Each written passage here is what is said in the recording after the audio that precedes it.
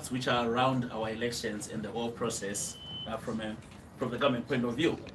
On his right, we have the Secretary for Justice, Legal and Parliamentary Affairs, Advocate Virginia Mabiza. Of course, is Honorable Ziyambi Ziyambi. We have the team from the ministry as well. We've got the Chief Director of Godzi. My name is Nick Mangwana. I'm Secretary for Information, Publicity and Broadcasting Services. The Minister will read, will make his prepared remarks. After that, you will be allowed to ask questions. Hopefully, there won't be too many because it's a bit late. Honorable Minister, when you're ready. Thank you very much, Secretary Mangwana. I want to welcome you all and a very good evening to you all. Please.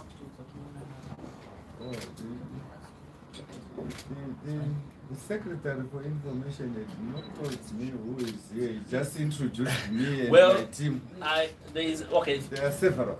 Okay, we have media houses. I think it will take us a long time to get a view of those. But very quickly, just shout who you are.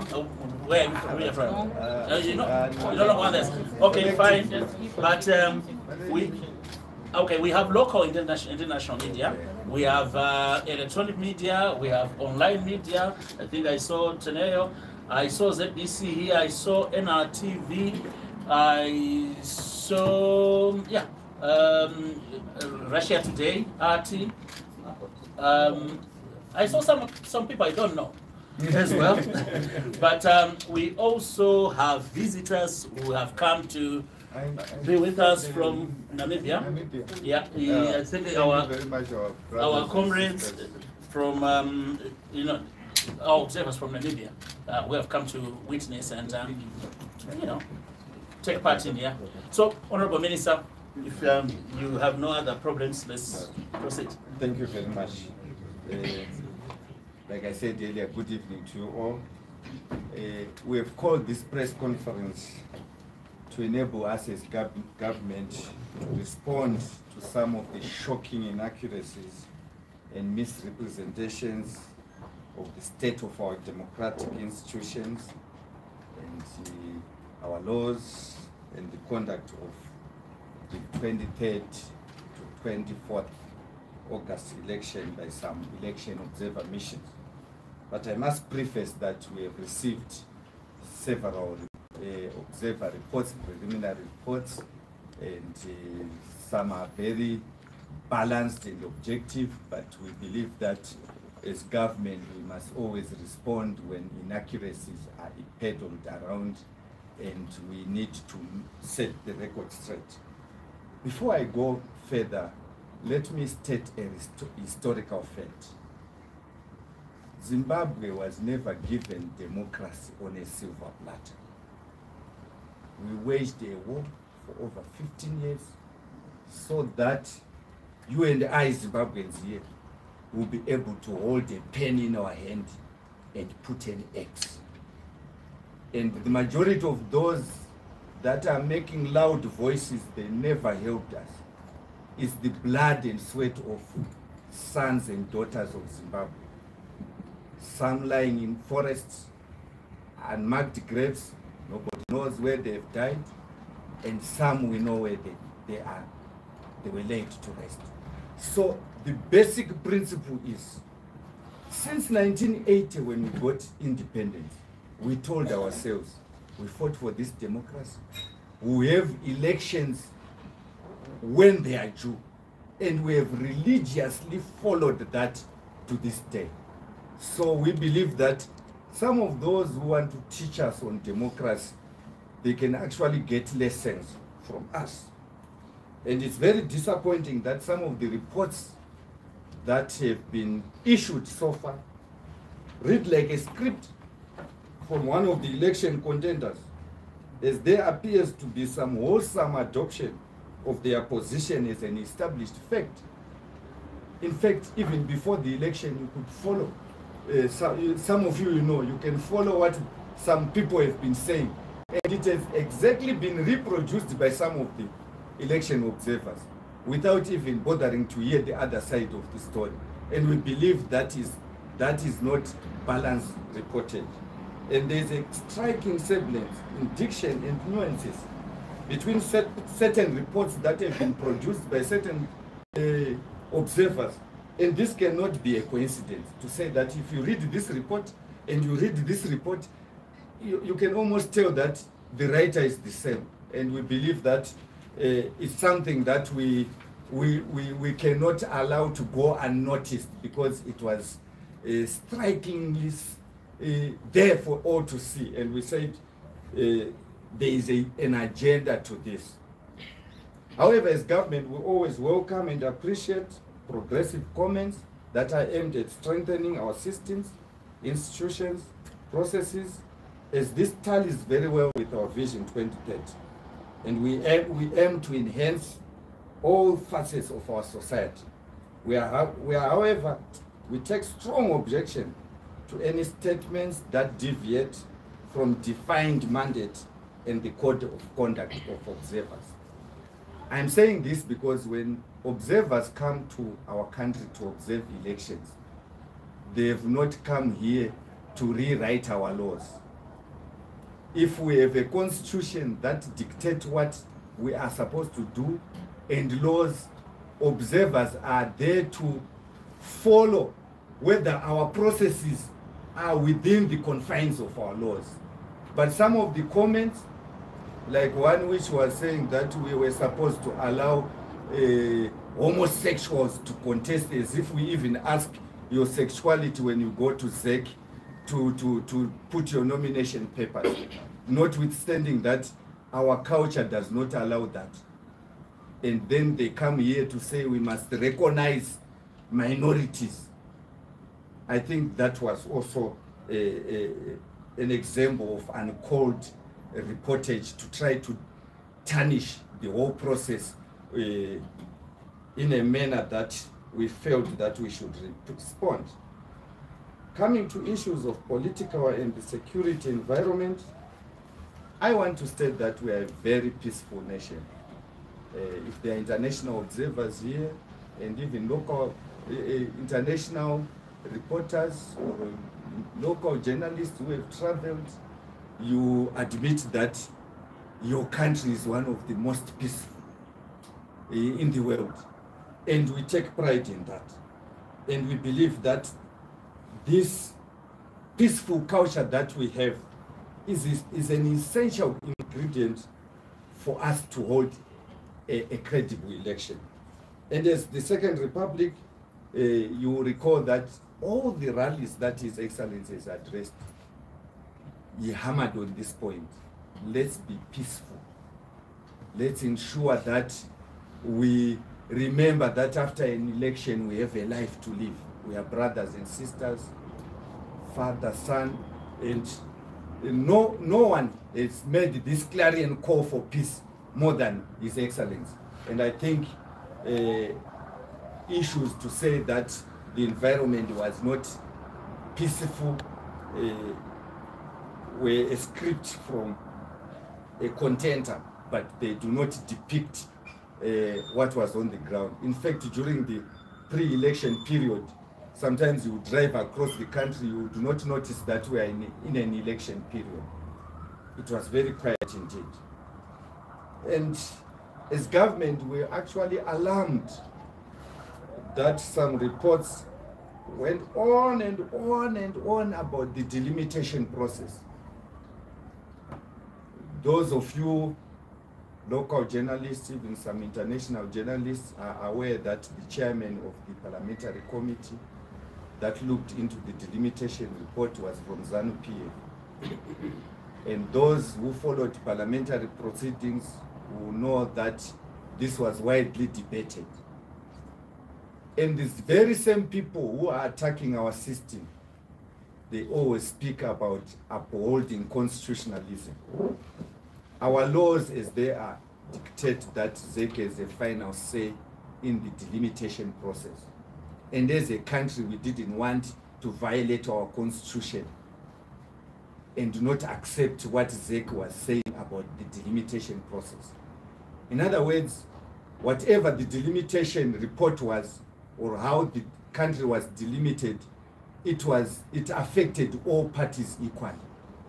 And this is an established fact, because the voting in parliament, the sentiments was the same across the board. But all of a sudden, we find it being sneaked into the observer mission report, a process outside their mandate to observe the election. Observers do not come here to dictate how we legislate, but they come here to observe, at our invitation by the way, how we are conducting our elections, and whether we have whether that is consistent to the laws that we have. And we believe that this comment was outside the mandate that some of these observers had been given. And on freedom of assembly, there was an insinuation that ZANU-PF is the only one that was allowed to hold rallies, and the other parties, they had their rallies cancelled, or they were denied by the police permission to hold their rallies. I think we have this information in the public domain. The police have issued statements which indicate actually that ZANU-PF has more political rallies that were denied or cancelled by the police because of security reasons, more than the opposition. And we believe that this was not a fair comment, but one which was taken from a script of somebody who simply wanted to ensure that the narrative that the process was not free and fair is maintained. You will recall that before elections were even held, some of the candidates were saying that the only legitimate result is when we win, when I win. You go and play a football match and you say, this match will be, the referee would have refereed fairly if only I win. If the other team wins, it was not fair. And this is the position now that is being put in some of these observer mission reports, and we say that is not very fair and factual. We believe that if you look at the statistics of what happened during campaign, we had several rallies that were denied, and we believe that this was not a fair reflection of what transpired. And then there was a comment that was shocking about freedom of expression, and they go on to mention the so-called Patriotic Act. There is no such thing as Patriotic Act that was enacted in Zimbabwe. We amended the criminal code to criminalize conduct whereby if you are a Zimbabwean, you engage a foreign government with the intention of injuring the sovereignty of Zimbabwe, or with an intention to ensure that trade restrictions or sanctions are imposed on your country. In other words, if you attend a meeting, and in that meeting you fully know that what we are discussing here is to overthrow a constitutionally elected government, or we want to ensure that there is trade embargo, that is what was criminalized. But some of the observers went to town to say that even speaking to people in queues has been criminalized by the government of Zimbabwe. And in any event, that amendment was only signed a few days before elections. So how was it going to affect anyone? And we believe sometimes fair reporting is required in that regard. And then there was the issue that they raised on nomination of candidates and nomination fees. We had $1,000 fee for MPs, $10,000 for presidential candidates. The only court challenge that I'm aware of was a challenge that was brought by certain individuals to say that Parliament did not follow through the processes of ensuring that that particular statutory instrument is approved by Parliament. And the courts ruled on that and said Parliament must complete the process. And we duly went to Parliament. It was tabled in the House, and Parliament agreed. And I'm not aware of any other challenge that came, save that of Linda Msarara, who wanted to be allowed to pay out of time. And the courts, when she went to court, she lost that case. So I'm not sure where they are getting it that Zimbabweans were not happy with those fees. Because if you are not happy, you go to court. That's the separation of powers. If the executive puts something that you don't agree with, you can go to court. There was no challenge. So I'm not sure where they are getting this, because the only legal challenge that was brought pertained to procedural issues, which Parliament then agreed to look into, and they duly did that. And then there was the issue that was raised on participation of women as candidates. The report does not even applaud government to say that the government in Zimbabwe decided to extend the women's quota by another 10 years as an empowerment tool and something that we use to encourage women to participate in politics. They didn't mention that in our parliament in Southern Africa, we actually have more women legislators than our neighbors. Our Senate is slightly over 50% women, because we have a zebra system where the first candidate after that is considered is female, then male. So every party, if you have fewer senators, you have women candidates. And they never mentioned it. Notwithstanding that here in Zimbabwe, we now have millionaires and billionaires who are women. It's only that is something nobody has done that survey. But we have several of them, and they are now being given a nickname. By some of you, you may know the nickname that they are given. We now have them that are empowered. And this is the work of the Second Republic. We have put in policies. If we are appointing a commission or any board in government, we insist that it must be 50-50. It's not there. But they are picking what law to attack, what procedure to attack, but not mentioning that as Zimbabweans were even proud that we are doing a lot to ensure that. We even extended 30% proportional representation as women to councillors.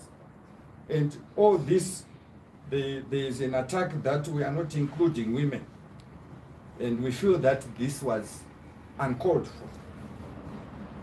And then they didn't end there. The script was written again and given to them to say, let's attack the judiciary.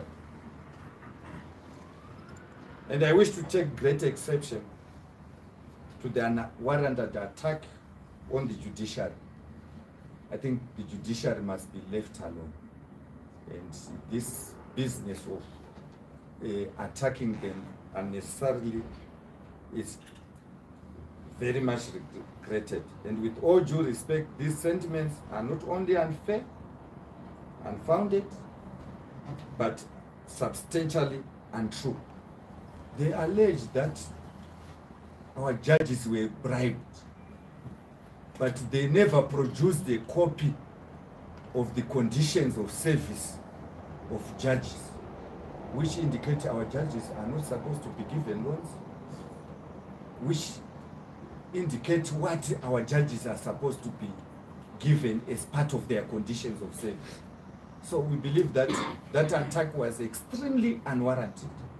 Not only that, they celebrate when a judgment is in their favor. In fact, there was a court case pertaining to what happened in Bulawayo on nomination day, and some candidates were querying that it went outside the timelines. The court rejected that, and those candidates, all of them won. They are silent about that. The judges were good in that regard. But when they lose in another area, all of a sudden the judges have been bribed. But when they do something which favor them, they remain silent. And we believe that that is also very much unwarranted and was not necessary. And it was based on hearsay information, again, which cannot be substantiated, as I said earlier. And it is my hope that the observer missions will maintain their integrity and desist from attacking our revered institutions, which admittedly are the backbone of our democracy. Because sometimes when we cannot agree among ourselves as political parties or as citizens, if we feel aggrieved by what government has done, we go to the courts. And now when we attack the very same institutions unnecessarily, we believe that that is not acceptable. And then there was a whole section where they spoke about alleged intimidation of voters and postal voting controversy. And this information was never investigated. And we believe that it requires investigation before making false conclusions. And it is my considered view that this was extremely false. They even go on and on to speak about one affiliate called FAS that they were intimidating, that they put on a desk. No law was violated. Our laws allow us to dance and sing 300 meters away from the polling station. Whatever we do 300 or more away from the polling station is perfectly legal, provided we are not violating any other law that exists in the country. So I think sometimes it's very good to appreciate the laws before making conclusions that this particular behavior resulted in some form of intimidation. And in any event, we have several constituencies which went either way, in rural areas and in urban areas. There is no consistent pattern which has been established to say that where this particular NGO was, all other parties didn't win. Nothing like that has been established, and the report does not show that. So we believe that when we request our friends or our fellow other countries to come and observe our elections, they must be very objective and pinpoint things that will enrich our democracy, rather than becoming a tool to attack our sovereignty as they have always been doing. And observation and on coverage of elections by state-owned media, which is an attack on my Muzukuru here, that the state media was biased. My considered view is that it is not government business to mobilize political players to present themselves and their work to the media. It was not part of the mandate of ZBC to be running around looking for opposition or ruling party players to say, can you interview me? Rather, you subject yourself, the law allows. And I remember, and this is an established fact, several reports on ZBC when they were interviewing, and some opposition contestants were saying, we need clearance from our superiors. At the end of the day, it's now turned around and said the public media didn't want to give an interview. I think that is also not a very fair comment, which portrayed wrongly events that were obtaining on the ground. And on observation on election days, which is 23 and 24, by the way, I also picked up that they were attacking the extension by His Excellency when ballots could not reach the polling stations on time. In fact, I think that was one of the most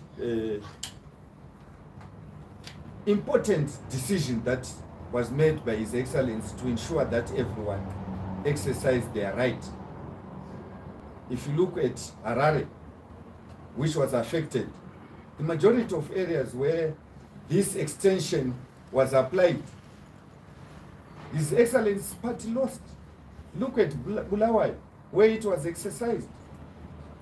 The very same beneficiaries are saying we didn't want to benefit.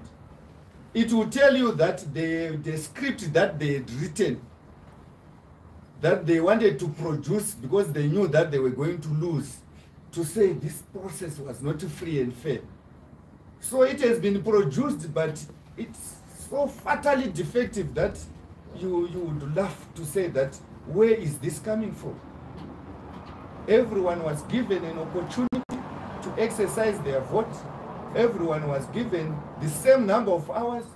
Each and every polling station was given the same number of hours, and we believe that this was very much commendable. And on this particular day, the observers, majority of them, confirmed that the peaceful and calm environment that characterized our polling stations, and I'm sure that they had an opportunity also to get a detailed explanation from ZEC on some of the unforeseen challenges which ZEC encountered. Some of them, they are admitting that it was very peaceful. Even where there were delays, our people remained peaceful. And we want to commend our Zimbabweans for that. They remained patient, peaceful. They understood the explanation that they were given by ZEC. Those that were told that you vote the following day, they went home peacefully, came and voted. I may be aggrieved that when they came and voted, they didn't vote for me or for my party. But that is the democracy that we fought for. And it happened, and we do not have any incidences of violence in that regard. However, we had logistical problems that happened, and if in any event, any process, you are bound to have challenges. And these challenges were addressed, and all our people voted. On recommendations, we are eagerly awaiting the final recommendations after the proclamation of results. And it is noteworthy, it is worth noting that we actually had a video circulating with a member of an observer mission handing a note to a C candidate, and we are not aware of the contents of such notes. And then all of a sudden we have a report similar to what we already have, the complaints that they've always been saying. And in the absence of an explanation, we would just be left only to speculate on the contents of the note thereof. And having said that, it is also my grave concern that the EU has also heavily relied on what appears to be the position of the C in attacking our democracy, our laws, and our sovereignty. When we state that we are in enable of none, it does not mean that we are blind to the machinations of some elements that have imposed sanctions on us. And it is our sincere belief that we are moving forward towards re-engagement in earnest. We are saying to ourselves, we don't want to make enemies. But we are not blind. Those that want to be friends with us, we will gladly accept. Those that will choose that they don't want to be friends with us, we will not force them to be friends with us. And it is important to note that when observers come to a country holding an election, their mandate is limited to fact-finding related to the specific poll and not to a collection of grievances as witnessed in the report by our dear brother from Zambia and the EU reports. In fact, I do not even know where he was getting his report from the brother from Zambia. I do not believe that it's a true reflection of the entire team that he was heading. or the thinking of SADC. Yeah, I think he simply decided to use his prerogative as the head of the mission to issue a statement that is more or less similar to grievances that we already knew some of the contenders were saying. And we are very happy that you attended this. We wanted to set the record straight that when observers come, they stick to what they came to do. We have laws, we have our democratic institutions, we have procedures, and theirs is not to come and tell us, ngochani ngadzile pama candidates. We have never gone to their countries to say, can you allow polygamy? We have stayed in our country and said we'll do things the way we do as Africans. And lastly, I want to say, no country brought democracy to Zimbabwe. It's the blood and sweat of daughters and sons of this country. Thank you very much. Wow. Thank you, Honorable Minister. There you are, members of the media. We will take we have 2 rounds of 4 questions each. Honorable Minister, do you want to take a question at a time, or you take all 4 in this round? Then you respond, then 4 in the next round. So I'm sorry if we don't pick you up, but we will allow each one a chance. Of course, there are more than 8 people in this room, so you would understand. So state the media house you are working for or you represent, sorry, your name and the media house you represent, and a question per person. Not one person asks 4 questions and says I'm just one person, right? So I'll start close to me here. Your name and the media house. Thank you so much, P.S. Mangwana. I don't know if I'll be allowed to get at least 2. No. 1. Okay, 1. Just so among your burning questions, or most burning, choose the one which is so pertinent. The one that's making you gasp. That is fine. Yeah, I'm 4. Anyway, Honorable Minister, I just wanted to understand and confirm as a matter. Sorry. My name is Tony Ruthito. I'm with Checkmate TV. Ruthito? Yes. I need to. Yes. T-O-N-E-O. I need to understand something as a matter of fact. You were introduced to us as the Minister of Justice. Are you still the Minister of Justice after cabinet has been dissolved? So that we fully understand on which capacity and what office you are standing.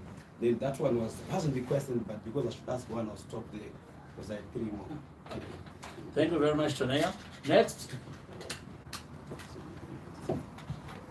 Raise your hands. If you don't, I'll give Tonea another shot. Sorry, lady. My name is Mary Mundea. I'm from RT. Honorable Minister, I want to ask you a question. Mary Mundea from RT. I've got a question in regards to stories that we've seen online in regards to how ex-Zimbabweans are anxiously waiting for poll results amid heavy police presence. Can you kindly clarify in regards to security presence by the command center?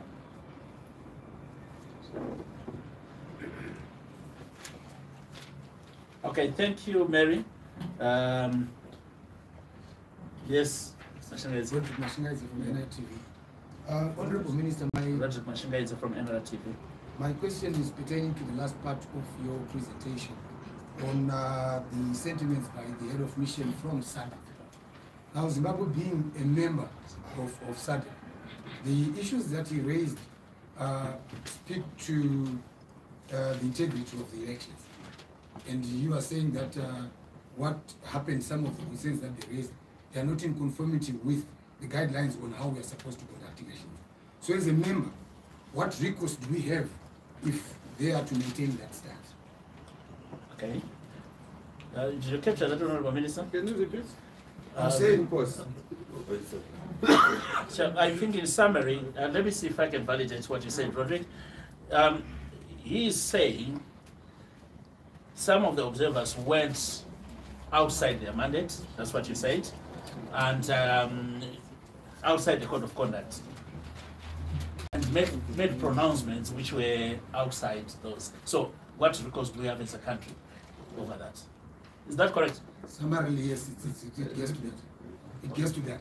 The issue is, they are saying you violated the guidelines on SADC on conducting elections, right? He is speaking as if it's the position given by SADC. As a member state, Zimbabwe, we are aggrieved because of what is they say. What recourse do we have? If they are to maintain that. The statement says some issues.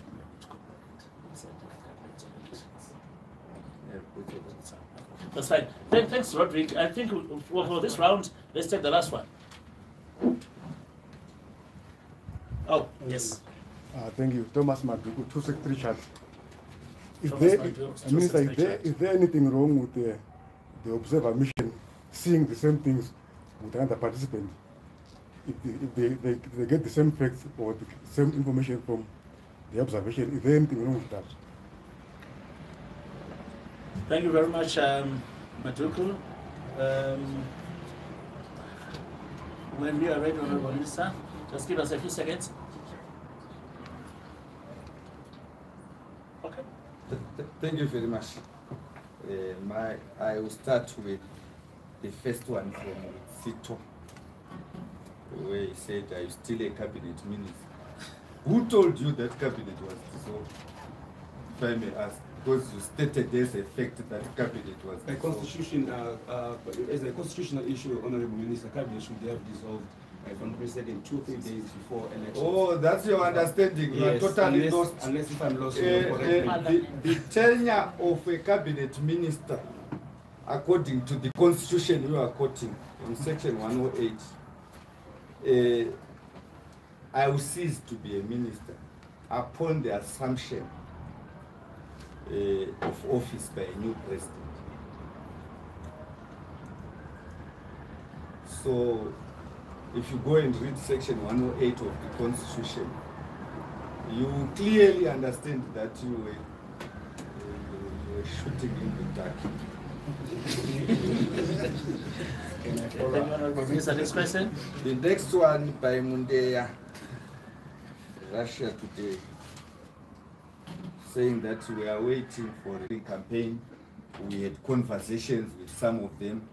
I think their thinking is totally divorced from the head of mission. So we believe that is we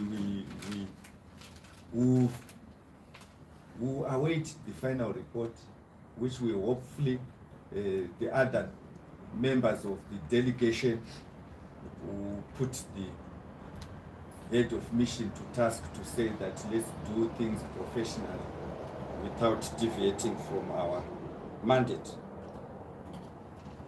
And then Maduku said, is there anything wrong with observers seeing the same thing? I want to give you a very good, a real life story that happened to me when I was at university. I didn't write my assignment. So I went to my friend and said, can I have the assignment? Have you finished? So he gave me. And I copied it. And then when the professor had marked, I got my paper. I said, C, Gutu for maths. Gutu's paper was C, Ziyambi for maths.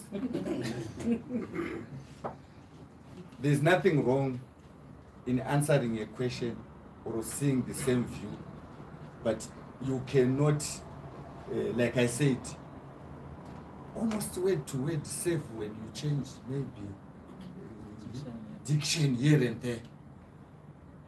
And then you look at what some people were saying, and then it's more or less word to word.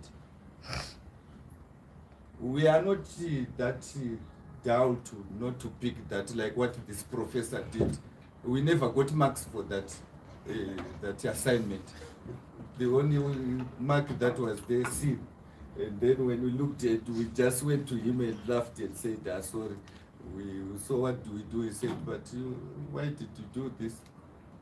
So this is exactly what we are saying. There's nothing wrong in seeing things the same way, but it cannot be like that.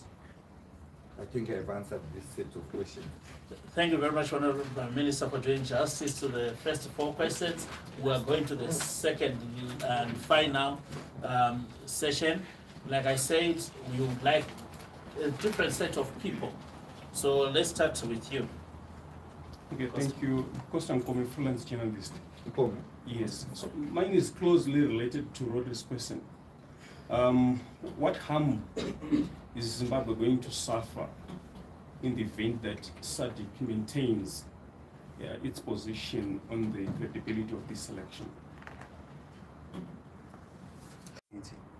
But from my understanding, I also understand that minority groups can mean people living with disabilities, religious groups.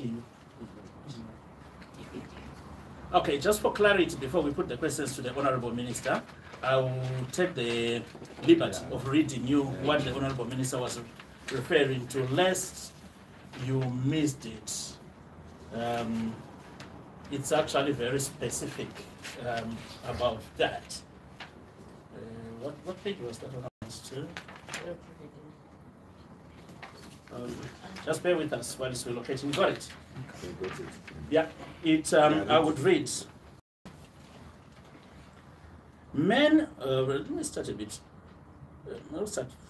Those are necessary to get in, those are necessary, they were talking about identity documents. Those are necessary to get rights to vote, as they are unable to obtain documentation such as birth certificates. So forget that. And, those are necessary to get an identity document, which is a prerequisite to register to vote, as is study. No, so the last study. Just the last one. Political parties and candidates are silent on people of diverse sexual identities. During the campaign, the LGBTIQ plus phobic insults circulated, and there is no openly LGBTQTIQ whatever plus candidate or public official. Yeah, according to CSOs, community members are harassed. So that's the question. They said among the candidates, there is no openly LG, and that's a problem. So that's what the minister was addressing. So I will give you another chance to ask another question. So, okay, so another question? My name is Osmoyo. Osmoyo. I'm with Technomed. I'm a journalist with Technomed. Can we, isn't that the same with this one? Yes. Can we have another media house before? No, we will. If there is nobody, we'll give you a chance. But we have a number of media houses here, so please. I mean, it's easy. You turn your pass with the other person you want to ask. You never have a chance. It happens. Is there another media house? I said if there is none, we'll give you another take. Okay. So there is none. We'll give you a chance. The Honourable Minister mentioned about facts, and it appears he was actually defending the existence of this organization. He also alluded to the fact that whatever they are doing is within the law. He said as long as they were doing it within 300 meters of the polling stations. Is this an acknowledgement on government's part that FAS is part of government's efforts to retain power at all costs? That's my question. Okay, thank you for your question. Before I give Mary another chance, another shot, is there any person? Well, you guys have already. Is this one person? Yeah, okay. Now you have dominated, so we will give Mary another shot. If there is no other person out there, because there was 2 persons as a media house, and Mary can ask Keith to ask a question on his behalf. So we'll give Mary a chance. Right. Honourable Minister, I've got a question in regards to the preparedness of SEC from your position as a party. As a government. As a government. Sitting as a government. I would want to understand whether you were happy with what happened as far as the voting process on the 23rd and 24th, and what's your position at this point in time in regards to what took place in terms of preparedness of the Electoral Commission? Thank you. I think that's our final question, right? Yeah, okay. So we are going to answer these questions and close. Honorable Minister, can you read us the question? Thank you very much. The first question was from Kongo. Nkomo, Costa Nkomo. Yes, he said, what harm is Zimbabwe going to suffer if SADC maintains its position? Firstly, let me say, observers are observers. Our elections are governed by our laws, not by observers. So there's no harm. But observers are our friends or organizations that we invite to say, we have this function. Come and observe how we are doing things so that you can help us improve. It's like auditors. So there's no harm. Heads of state do not sit in summit to scrutinize and say, you, why did you conduct your elections like this? We'll be attacking each other's sovereignty. So, however, we discuss as brothers within SADC on how we can help each other. And that's the reason why you have always seen that the first observers that we call our brothers and sisters, then the rest. So I hope I have answered. And then there was an issue of FAS, that is it an acknowledgement that FAS is a part of government. Government does not go to elections. It's political parties. So political parties are free to engage any legal registered trusts or NGOs to work with, provided they have the same ideology. In this case, I never confirmed that FAS was working with ZANU-PF, but I said any organization or any person who is 300 meters is free to exercise the freedoms enshrined in the Constitution, provided he is not violating any other law. So in that regard, FAS is a registered trust which was free to assist ZANU-PF if so ZANU-PF wished, and if the program or whatever during campaigns, it's perfectly legal. It's within the freedom of association that is enshrined in the Constitution. And then the last question was, were we happy with preparedness of ZEC? Whether we're happy with the voting process? We have not sat down to review the process. So government, on its part, we have not even received the reports from ZEC. These are the preliminary reports from some observers. It will be extremely premature to issue a statement on the happiness or unhappiness of government without us having received reports, deliberated on them, and formulate an opinion to say, are we happy with this process? And in any event, this will happen. ZEC will table its report in Parliament. The report will be given to the executive. Parliament will debate the report on the conduct of these elections and also formulate an opinion to say, as a country, are we happy with this? And the final report will actually be sent to the president to say, we concluded debate on this and this is what happened. So I think we are still early stages. The results are not even out, all of them, to answer that question. So I hope this is the last question, and I take this opportunity to hand over